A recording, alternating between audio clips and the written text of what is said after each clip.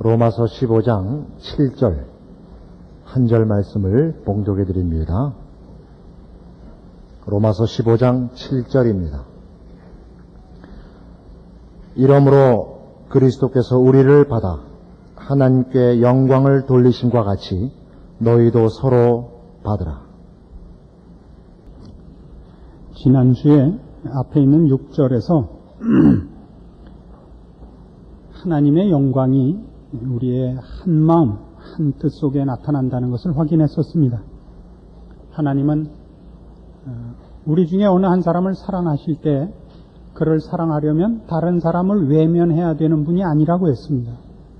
누구에게 복을 주시려면 남의 것을 뺏어다 주시는 분이 아니라 각자의 필요를 다 채우시고 모든 사람을 다 사랑하시기에 충분하신 분. 그래서 모두가 하나님 안에서 항복할 때 우리는 한 마음과 한 뜻이 되는 걸 확인할 수 있고, 바로 그 한 마음 한 뜻 속에서 우리는 하나님의 부요하심, 그 하나님의 영광을 볼 수 있다고 했습니다. 그러나 오늘 7절에서는 한 걸음 더 나가서 이 하나님의 영광은 부요하심과 충만하심과 모두에게 적절하심을 뛰어넘어 하나님이 하나님 되심을 나타내시는 일을 심판과 진노와 능력으로보다 은혜와 긍휼과 자비와 사랑으로 나타내시기를 더 기뻐하는 분이라는 차원에서 그리스도께서 우리를 받은 것이 하나님께 영광이라는 것으로 제시되고 있습니다. 요한복음 3장에 가보십시다.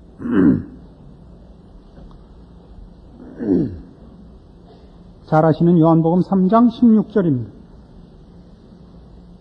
하나님이 세상을 이처럼 사랑하사 독생자를 주셨으니 이는 저를 믿는 자마다 멸망치 않고 영생을 얻게 하려 하심이니라. 잘 아는 말씀이죠. 17절은 이렇게 이어집니다. 하나님이 그 아들을 세상에 보내신 것은 세상을 심판하려 하심이 아니요 저로 말미암아 세상이 구원을 받게 하려 하심이라.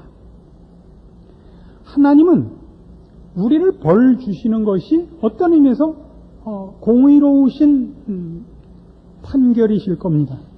우리는 하나님 앞에 범죄했고 하나님 우리를 심판하셔야 옳습니다. 그러나 성경이 주장하는 바는 하나님은 우리를 심판하시기보다는 우리를 구원하시려는 쪽을 택하셨고, 그리고 바로 이 죄인을 구원하시며 용서하시며 돌이키시며 하나님과 화목해 하시는 이 일로 하나님은 영광이 나타났다 그러고, 우리가 이해하는 대로 하자면 하나님이 진노와 심판과 그런 두려움의 권세로서가 아니라 용서하며 치료하며 긍휼과 자비와 구원을 베푸시는 것으로 하나님이 표현되고 나타나시는 쪽을 우선하기를 기뻐하시는 분이다 말입니다. 로마서 3장에도 그렇게 나옵니다. 로마서 3장 19절 말씀부터 봅시다.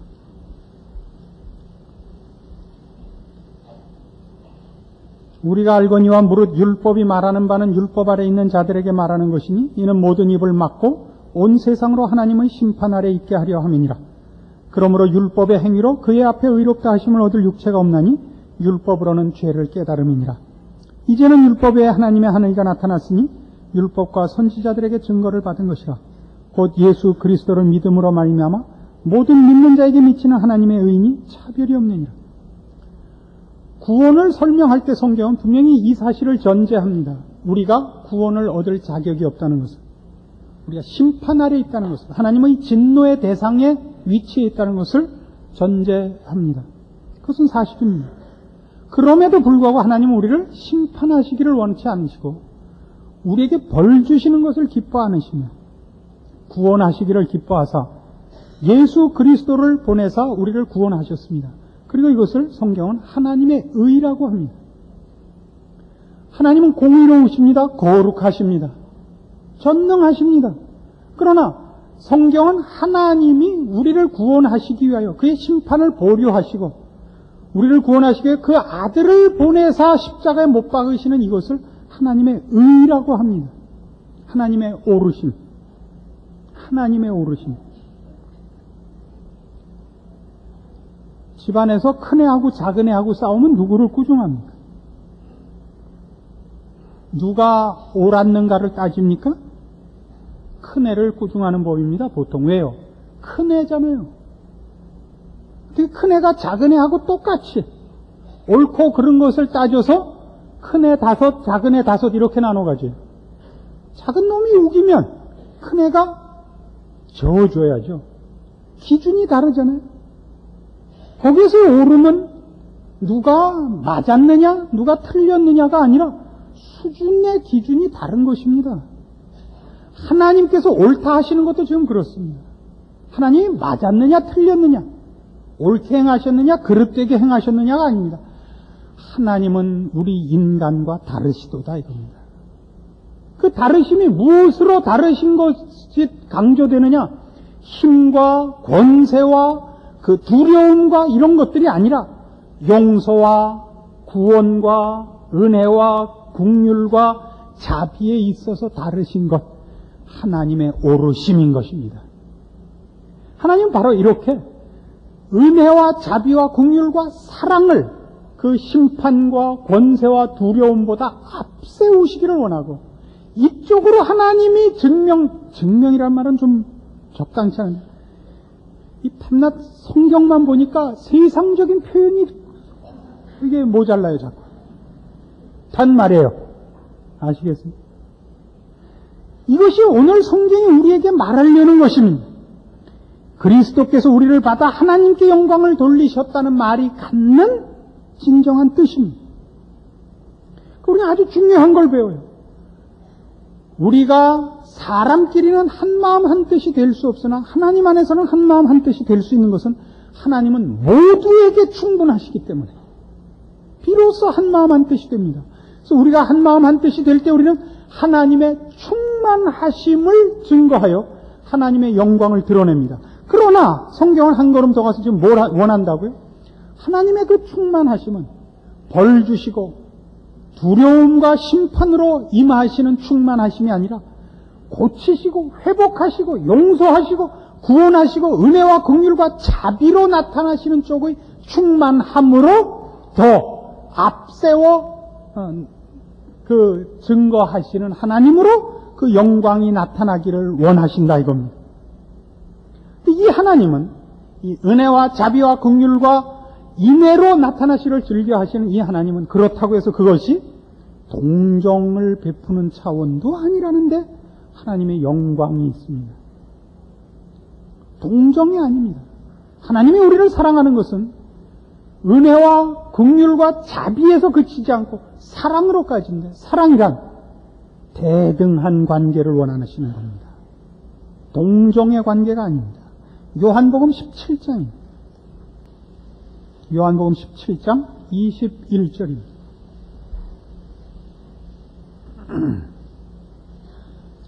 아버지께서 내 안에, 내가 아버지 안에 있는 것 같이 저희도 다 하나가 되어 우리 안에 있게 하사 세상으로 아버지께서 나를 보내신 것을 믿게 하옵소서. 내게 주신 영광을 내가 저희에게 주었사오니 이는 우리가 하나가 된 것 같이 저희도 하나가 되게 하려 함이니이다. 곧 내가 저희 안에, 아버지께서 내 안에 계셔 저희로 온전함을 이루어 하나가 되게 하려 함은 아버지께서 나를 보내신 것과 또 나를 사랑하신 같이 저희도 사랑하신 것을 세상으로 알게 하려 함이로소이다. 하나님께서 그의 자비와 은혜와 긍휼과 인애와 사랑을 심판과 권세와 두려움에 앞세우시되, 그 앞세우신 이 은혜와 긍휼은 우리를 대등한 사랑의 자리로까지 요구하시는 그런 자비요, 그런 은혜입니다. 하나님 아버지와 성부 하나님과 성자 하나님이 하나이신 것 같이 우리를 하나 되게 하려고 예수를 보내셨다 그럽니다. 21절입니다. 아버지께서 내 안에, 내가 아버지 안에 있는 것 같이 저희도 다 하나가 되어 우리 안에 있게 하사 세상으로 아버지께서 나를 보내신 것을 믿게 하옵소서. 그러니까 예수님은 우리를 죄에서 꺼내는 정도로 오시지 않습니다. 우리에게 천국 생활을 주시는 것 정도로 오시지 않습니다. 그 이상인 것입니다. 하나 되게 하는 자리까지입니다. 그러니까 예수께서 우리를 받으신 것은 말하자면 부부가 되는 격으로 요구하는 것 같은 사랑으로, 실제로 그렇지 않습니까? 예수님께서 우리를 그의 몸으로 부르사 우리 아니고는 예수님은 혼자는 충만하지 않기로 하신 자리로 우리를 부르셨습니다. 그리고 뒤에 에베소서 5장 25절 이하에 나타나는 바와 같이 성경은 예수님께서 교회의 머리 되시고 우리의 이해를 돕기 위한 표현, 그리고 그 가장 적절한 비유로 들자면 우리의 남편으로 오시는 겁니다. 남편과 아내는 동격인 것입니다. 이것이 예수 그리스도께서 우리를 받으신 것입니다. 이렇게 우리는 믿음이 연약한 자의 약점을 받아야 합니다. 동격으로의 부름을 위한 받음입니다. 그러니까 성경이 우리에게 지금 가르치려는 건 이것들입니다. 신앙생활의 핵심들, 신앙생활의 핵심이 되는 원리들은 누가 더 열성적이냐, 누가 더 능력이 있느냐의 싸움은 아니라는 것입니다. 누가 남보다 더 열심을 부렸고 누가 남보다 더 많은 일을 했느냐를 따지는 것이 신앙생활이 아니고 누가 상대방의 약점을 감당하여 동정을 베푸는 정도의 약점을 감당하는 것이 아니라 부부가 한 몸과 동격으로 가듯이 그와 함께 왔느냐로 그 사람의 신앙을 점검한다는 사실입니다. 그렇게 따지면 우리는 중요한 하나의 하나님의 그 배려를 봅니다. 이 일에는 무슨 권세나 재주가 필요치 않습니다. 하나님은 이 신앙생활과 하나님의 백성으로 커가는 이 일에 우리 모두에게 공평하신 것이 여기서 드러납니다. 왜 저 사람이 가진 것을 나한테 안 줬습니까? 라는 불평이 통하지 않습니다. 우리는 남보다 더 많은 업적을 남기는 일로 하나님 앞에 채점받지 않고 누가 더 많이 상대방의 약점을 젓는가로 채점을 받는 것입니다. 에베소서 5장에 찾아가 보십시다. 지금 방금 인용했던 말씀을 확인합시다. 에베소서 5장 25절입니다. 남편들아 아내 사랑하기를 그리스도께서 교회를 사랑하시고 위하여 자신을 주심같이 하라. 이는 곧 물로 씻어 말씀으로 깨끗하게 하사 거룩하게 하시고 자기 앞에 영광스러운 교회로 세우사 티나 주름 잡힌 것이나 이런 것들이 없이 거룩하고 흠이 없게 하려 하심이니라. 그러니까 예수님께서 우리에게 자신을 주신 것은 우리를 영광스럽게 하기 위함이고 그 앞에 거룩하고 흠이 없게 하려 하시는 겁니다. 먹다 남은 음식 준 것이 아닙니다. 불쌍한 자에게 구호품을 준 정도가 아닙니다. 우리를 아내로 부르기 위해서입니다. 이것이 예수님이 우리를 받으신 그 받으심의 분량이요 그 내용입니다. 예수님께서는 그렇게 우리를 받으시기 위하여 죽으셨고 지금도 우리를 위하여 하나님 우편에서 기도하고 계십니다. 우리와 함께 하십니다. 그러니까 우리의 신앙생활은 이래야 하는 것입니다. 그래서 하나님이 이 일을 위하여 우리를 어떻게 훈련시키는가를 보십시오. 우리가 하나님의 사람으로 신앙상의 완성을 향하여 나가는 일에 하나님은 우리에게 모두에게 동등하게 준 이 믿음의 완성을 위한 그 조건과 환경과 그런 그런 좋은 배려가 있습니다. 이게 가정입니다. 누구나 가정을 가집니다. 그래서 부부는 서로 싸우면서 완성돼 갑니다. 부부가 싸우는 가장 큰 이유는 모두가 자기의 필요를 채우려고만 하지 상대방의 필요를 보충하기 위하여 양보하거나 희생하려 하지 않기 때문에 싸웁니다. 그러나 나이가 들면 이 부분이 고쳐지고 성숙해지고 고급한 수준으로 나가는 것을 봅니다. 결혼이 속았다라는 말로 대변되는 가장 큰 이유는 상대방이 내가 필요로 하는 걸 가지고 있으리라는 기대에서 결혼하기 때문입니다. 결혼해놓고 보면 내가 필요로 하는 걸 가지고 있는 것이 아니라 내가 져야 할 짐이 하나 더 는 것을 발견하고 싸웁니다. 그래서 부부 싸움에서 제일 많이 등장하는 말이 뭐예요? 나는 당신이 그런 사람인 줄 몰랐어요. 누가 모르래요? 그 모르는 건 상대방이 속인 것이 아닙니다. 자신이 속은 거죠. 자신이. 왜 연애할 때 같이 굴지 않아요? 연애가 아니니까. 결혼은 장난이 아니걸랑요. 살아야 되고 책임을 져야 되는데 언제 연애할 때 같이요? 남자들이 밖에 나가서 왜 한눈을 많이 파느냐 하면 밖에서 만나는 여자들은 외출 준비를 하고 나온 겁니다. 가다듬고 나왔고 자기 마누라는 집에서 일을 하고 있기 때문에 가다듬고 있지 않습니다. 부인들도 집에서 너무 허름하게 하고 있지 마십시오. 집에서 너무 쨍하게 하고 있을 필요는 없지만, 그래서 어느 날 부인을 잘 차려입혀서 나가면 깜짝 놀라는 이들이 많아요. 아우, 내 마누라가 괜찮은 사람이었구나. 이렇게 새삼 느끼는 사람들이 있다. 저는 뭐 늘 좋아하니까 잘 모릅니다만. 우리 마누라 오늘은 또 3부에 와서 설교를 조심해야 되게 생겼습니다. 예수님께서 이 일을 행하기 위해서 오셨습니다. 그렇게 우리를 받으셨습니다. 용서하고 봐주고로 받는 것이 아니라 그 최고의 경지로 가게 하기 위하여 자기 몸을 주시고 말씀으로 깨끗하게 하시고 지금까지 지키시고 그렇게 하시는 겁니다. 그것이 우리가 본받아야 할 하나님이 원하시는 신앙의 핵심입니다.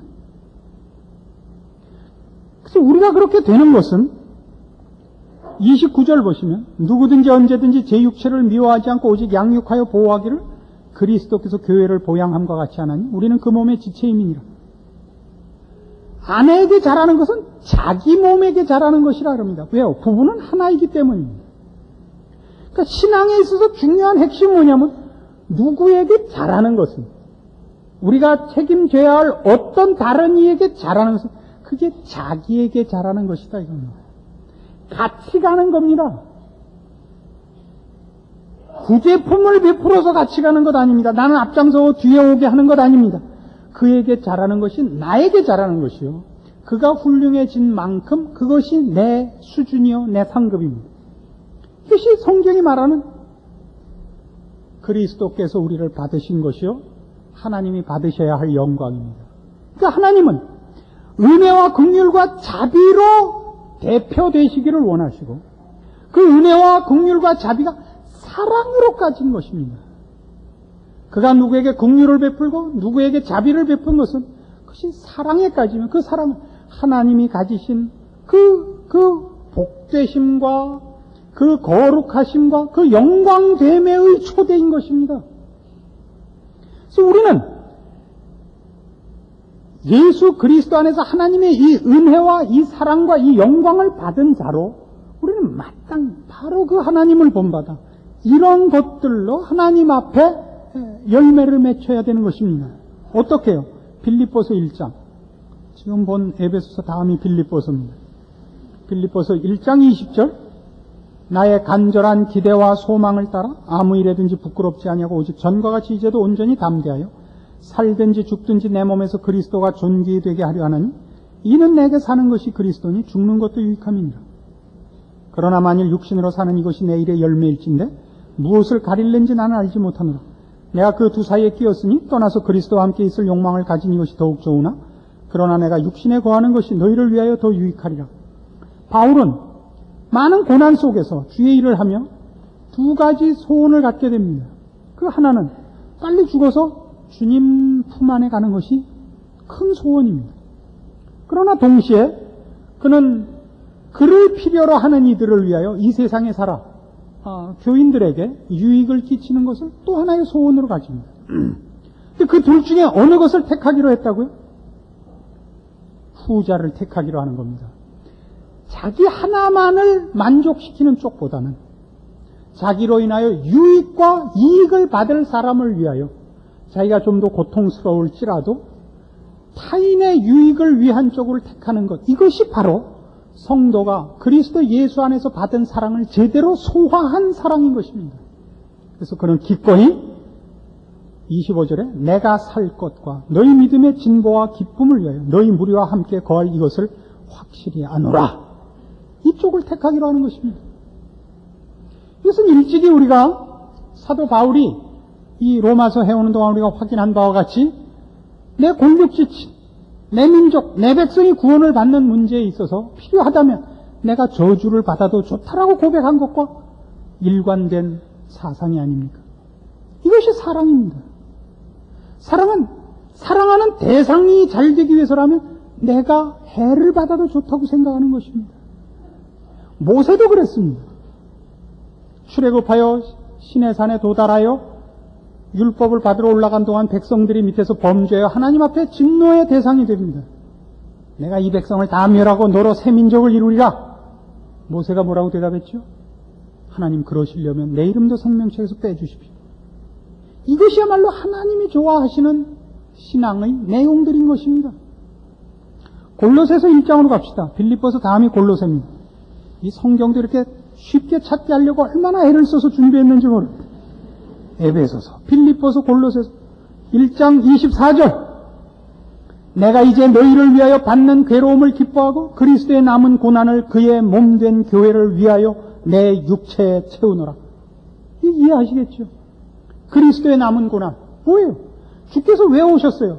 우리를 죄에서 구하시고 하나님이 기뻐하시는 거룩한 자로 만들고 영광스럽게 하여 하나님과 우리 예수님이 하나인 것 같이 하나님과 하나 되는 자리에 영광의 자리로 부르심을 받은 그 일을 이루기 위하여 앞선 자가 처진 자를 그 짐을 나누며 그를 위로하며 그를 격려하여 그리스도의 죽음이 헛되지 않게 하며 그 목적과 결과가 100% 완성되게 하는 일에 쓰임받는 이 일을 위해서라면 그 고난을 나는 기꺼이 감수하리라. 그리고 그것이야말로 내 기쁜 소원이요 내 책임이라. 이렇게 말하는 것이 이 골로새서 1장 24절인 것입니다. 그러니까 우리 모두의 신앙이 바로 이것이어야 옳은 겁니다. 우리는 너무나 업적 위주입니다. 성경이 제일 많이 뭐라고 하는 게 뭐냐면 교만한 것입니다. 교만이란 다른 것이 아닙니다. 자신에 가득 찼다는 것을 의미하지 않습니다. 남과 비교하여 나는 잘났고 너는 못났다라고 얘기하는 것입니다. 성경이 제일 싫어하는 것입니다. 주님께서 비유하신 많은 비유들 속에 늘 등장하는 단골로 등장하는 그 꾸중이 이겁니다. 어떤 바리새인이 세리와 함께 성전에 올라가 기도하는데 뭐라고 기도를 했어요? 아버지여 나는 저 세리와 같지 않은 것을 감사하나이다. 나는 토색하지도 않고 남의 것을 훔치지도 않았고 나는 일주일에 2번씩 금식하고 11조를 바칩니다. 욕 직사게 먹었죠. 남과 다른 것, 나 하나 정당한 것은 신앙이 아닌 것입니다. 그의 정당함, 그의 거룩함, 그의 앞선 것, 주를 향한 열심이 다 그렇지 못한 자에게 쏟아 부어져 그의 수위와 내 수위가 같도록까지 애쓰지 않았으면 나는 저 사람보다 높습니다라는 결단코 하나님 앞에 칭찬받지 못하는 것입니다. 이것이 성경이 우리에게 가르치는 것입니다. 에베소서 5장으로 다시 돌아가 봅시다. 1절과 2절에 이렇게 중요한 이런 신앙의 핵심되는 내용을 이렇게 표현하고 있습니다. 에베소서 5장 1절 그러므로 사랑을 입은 자녀같이 너희는 하나님을 본받는 자가 되고 그리스도께서 너희를 사랑하신 것 같이 너희도 사랑 가운데 생활하라. 그는 우리를 위하여 자신을 버리사 향기로운 제물과 생축으로 하나님께 드리셨느니라. 사랑을 입은 자녀입니다. 하나님 앞에.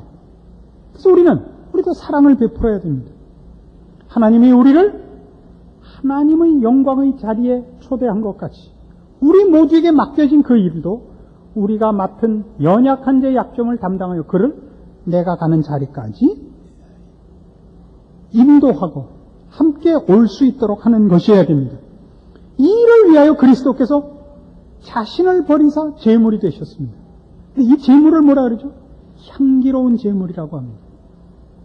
구약의 제사 제도를 상기시키는 표현입니다.